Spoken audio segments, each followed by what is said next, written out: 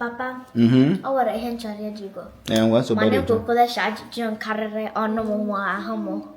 So what? You go share, Kedo to glam, mommy, she will meet ye. Maka, and the friend to go na Nigeria near Kushe, and Dochana ha like Ilundibo. On Docha Conde again in the Chinese. And the Chinese and ha like Ilundoji, so more quota kanye jogoya, Kebanye oto. Gola mommy shwe me to ke batonanya kanya marathon makando friend to go halile ne kuchashe ndo ochandu Chinese like mommy and I have like ndo duka ndo di so acham ejogo she ekowator nanya kanya notoron. Okay, nke na aju me chode ilu onye Chinese. Mba. I just not you. Okay, just not you. Okay. Otekwela aka since ada to chukwu ngwa ahia ajuju emela o chekene na otekwela aka ngwa pu ha ichoro ikwu. Otela aka nchoro ijugola mommy mana echeta ohumu iju unu. Oshibu chefo. Oshi ka ntolita obere ma ajuju unu. Kita anyị etole kita anyị na-ajụjụ ya. Ekwukwala shani ka pere mpe. Okay, ihe na-ekwu na itola agba which na ada to chukwu. When ada is talking nobody should talk. Okay, ajụjụ na Amaka Anthony. Mo one maworo the interpreter. Interpreter.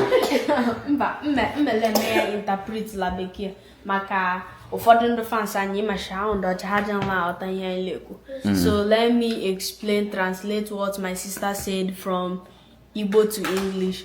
So my sister was asking my dad that she want to ask about how my dad married my mom, and she know that Chinese people don't like marrying black people. So Ogo is still asking my dad that she want to know more about it. That how was it possible that Chinese person married my dad because my dad is a black. That she thought Chinese people don't like marrying black people. So she said that she want to hear more of this from my dad.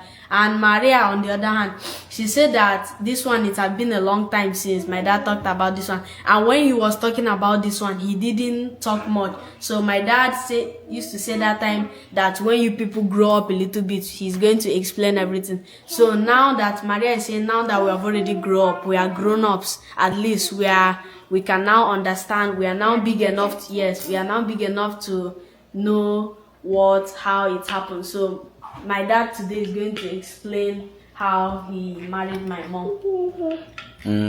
Okay, ajụjụ no agbagotekwara ihe ahụ ajụ ụmụaka. It's not a small question. Mma asadisi ajụ, but na unu ga-enyetu m obere oge. Lekwana onye ajụ maka ya ebe a. This is the person they are asking about. Can I feel you nwaanyị Chinese? I hope you understand what they are saying. Yeah. They want to know how I get you. How you accept me.